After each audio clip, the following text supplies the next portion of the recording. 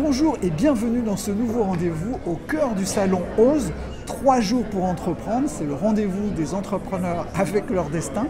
Aujourd'hui, j'ai le plaisir de recevoir Gillian, qui est un tout jeune entrepreneur qui va nous expliquer aujourd'hui ce qu'est sa nouvelle société qui s'appelle Facturosor. Alors, est-ce qu'on peut dire, Gillian, que les solutions que tu amènes vont soulager singulièrement la douleur de nombreux entrepreneurs, notamment dans des petites entreprises qu'on appelle les TPE. Et à ton avis, pourquoi aujourd'hui cette solution va leur être utile? Écoutez, c'est vraiment ma vision. En fait, moi je suis aussi chef d'entreprise, je ne suis pas juste porteur de projet. À la base, ça fait 10 ans que je suis gérant d'une entreprise et j'ai été confronté à pas mal de difficultés, et notamment au début où on n'était pas forcément bien structuré et où j'ai fait une grosse bêtise. J'ai dépensé tout l'argent de l'État, de la TVA, pour faire des investissements parce que j'avais mal estimé mes chiffres en fait. D'accord. Et c'est de là que je me suis dit que bon, il va falloir qu'on fasse autre chose et que j'ai développé un outil qui concrètement m'aide au jour le jour, très rapidement pour suivre mes chiffres et être beaucoup plus serein par rapport à cette problématique-là. D'accord. Alors c'est vrai que dans la plupart des TPE, eh bien 90% du temps est consacré à l'opérationnel et il faut des outils d'aide au pilotage. C'est comme dans une voiture, il faut un GPS pour pouvoir piloter son activité, et c'est justement ce que permet ton outil, donc on le rappelle, et tu vas nous en dire quand même 2 mots parce que je pense que ça va intéresser les personnes qui nous écoutent. Aujourd'hui, un chef d'entreprise, c'est pas forcément un pro de la comptabilité. C'est pas non plus un fan de paperasse. Et il passe tout son temps finalement à faire ça, à gérer de la paperasse, à gérer des trucs administratifs. Et donc mon idée, c'est qu'il passe plus de temps sur ce qui le passionne. Voilà. Et donc c'est pour ça que je dis que Facturosor, c'est réservé aux entrepreneurs qui sont passionnés et qui sont déterminés à réussir. Et donc l'outil, il a été pensé. Il a été conçu en fait pour un chef d'entreprise et non pour un comptable.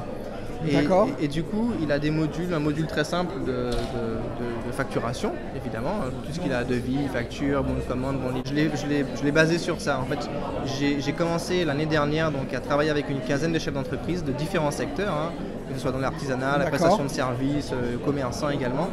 Et ils ont joué le jeu, ils ont vraiment joué le rôle de bêta-testeur. Le fameux bêta-testeur. Voilà. Je rappelle que le bêta-testeur n'est pas une mesure d'intelligence, ce sont simplement des personnes, un panel d'utilisateurs qu'on sélectionne pour valider, mesurer l'aboutissement de la solution et faire les ajustements nécessaires, c'est ça. Exactement.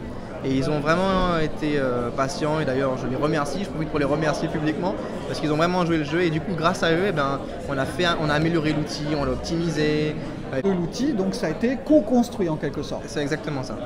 Et d'ailleurs je suis toujours dans cette dynamique-là, de co-construire l'outil en fonction des demandes, Voilà qui est intéressant. Alors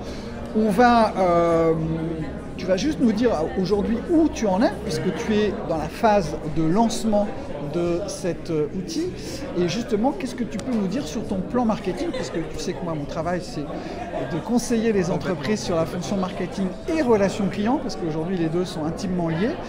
Quel est aujourd'hui ton plan de marche par rapport à ton lancement? Est-ce que tu peux nous en dire? C'est une grande question. Tu peux nous en dire un peu plus sans dévoiler évidemment toute ta stratégie, mais nous donner les grandes lignes pour convaincre des clients. Voilà.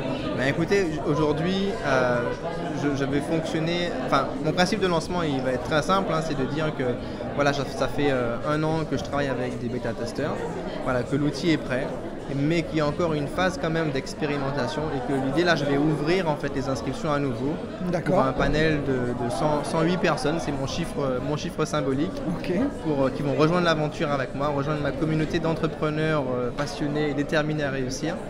Et avec eux, donc, je vais les accompagner personnellement. Il y aura un tarif évidemment préférentiel avec un accès illimité. D'accord. Je crois que tu as dit un mot très important, c'est qu'en fait tes clients vont former une communauté d'utilisateurs avec des valeurs finalement communes, et que ce sont au-delà des clients, communauté, j'utilise souvent ce terme pour décrire ce que doit être un client aujourd'hui, c'est un ami professionnel. quand tu te déploies au niveau de ta solution, que tu échanges avec ta communauté ou tes clients sur les réseaux sociaux, par exemple, c'est bien pour créer un lien, une connexion forte entre l'utilisateur et ton produit.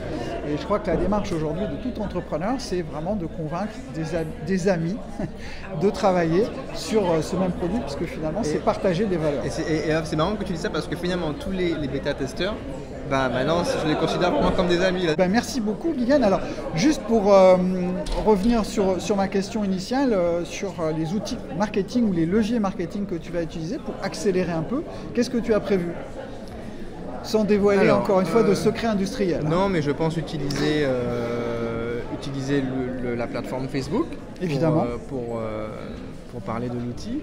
Et puis, je pense aussi que je vais faire des petits webinaires de démonstration de l'outil. Ok, voilà, excellent. C'est ce que j'ai prévu. Très bien.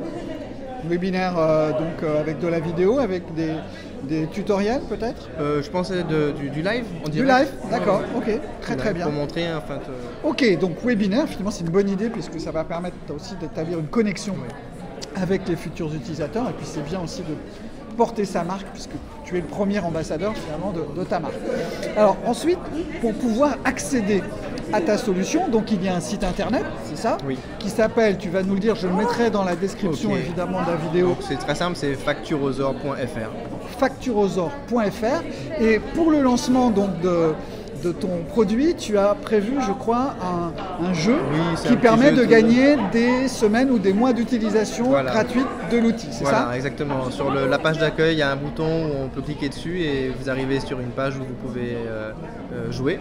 Bon. C'est un tirage au sort et vous pouvez gagner 15 jours, 30 jours, 45 jours ou 60 jours d'essai gratuit. Bon, c'est formidable. Je crois qu'il ne vous reste plus qu'à aller jeter un coup d'œil sur ce site internet, que vous allez découvrir un peu l'ensemble des fonctionnalités de l'outil. Guyliane, merci beaucoup pour vous avoir accordé un peu de temps, parce que je sais que ta solution plaît beaucoup et que ton stand ne désemplit pas. J'ai eu beaucoup de mal à faire venir Guyliane sur cette interview parce qu'il était très sollicité. Alors avant de te rendre à ton stand justement, est-ce que tu peux donner 2 ou 3 conseils concrets à des entrepreneurs qui voudraient se lancer pour leur donner des clés pour justement partir du bon pied? Eh bien, alors de ne pas lésiner sur la stratégie marketing. Dès le départ, il faut penser le projet en intégrant la partie marketing. Pour moi, c'est fondamental. Avec notamment une stratégie et un plan d'action. Voilà. La deuxième chose que je dirais, c'est de ne pas oublier l'organisation. Parce que finalement, moi, j'ai commencé comme ça, en mode très cool. Et on a l'impression qu'on aura toujours le temps de rattraper le retard. Et puis le retard s'accumule. Et finalement, on a des années de gestion à rattraper. Donc si très tôt on peut mettre en place un système d'organisation efficace, franchement il faut prendre un peu de temps, et en plus au début c'est facile parce qu'il n'y a pas tant de choses que ça à faire, et comme ça on prend un bon rythme. Et puis une autre chose que je veux dire qui est pour moi très importante, c'est quand on se lance dans un projet, il faut être passionné. C'est pour ça que ma communauté d'utilisateurs, c'est des entrepreneurs passionnés, et c'est important pour moi de parler de passion, parce qu'il y a des hauts et des bas, il y a des moments de doute, il y a des moments qui vont être difficiles, et s'il n'y a pas cet amour de votre projet, cette passion-là qui permet d'alimenter ce feu à l'intérieur, ça va être difficile de tenir. Je crois que c'est un des points clés que tu viens d'évoquer, je le dis régulièrement, soit à des clients déjà en place, soit à des porteurs de projets. Un parcours d'entrepreneur, ça peut s'assimiler aussi à un parcours du combattant, même s'il y a des outils et des leviers aujourd'hui qui facilitent le passage à l'action et les résultats et l'obtention des résultats. Mais à partir du moment où vous avez un peu le feu sacré en vous, vous serez prêt à accepter les difficultés, vous serez prêt à accepter les sacrifices, parce qu'il faut aussi faire des sacrifices en temps, loisirs, etc. pour réussir, et vous le ferez d'autant plus facilement que vous serez passionné par ce que vous faites, que vous aurez la volonté chevillée au corps de réussir grâce à cette passion. Donc ça, c'est vraiment une dimension essentielle pour la réussite de votre projet. Ok ? Est-ce qu'on peut dire que ça peut être le mot de la fin pour oui, cette interview. ouais, On ne peut pas faire mieux que la passion finalement. Hein, ça résume, je crois, beaucoup de choses. Donc encore une fois, merci Gillian, bon lancement et longue vie à Facturosaur. Merci beaucoup. Merci. Voilà, je crois que c'est un beau projet et surtout qui part d'une réalité, là encore concrète, d'un vécu concret et qui est parfaitement adapté à la situation de la plupart des patrons de TPE. Merci encore, bon salon et bravo en tout cas pour cette belle réalisation. Merci à toi. À bientôt. Bye bye, au revoir et à bientôt.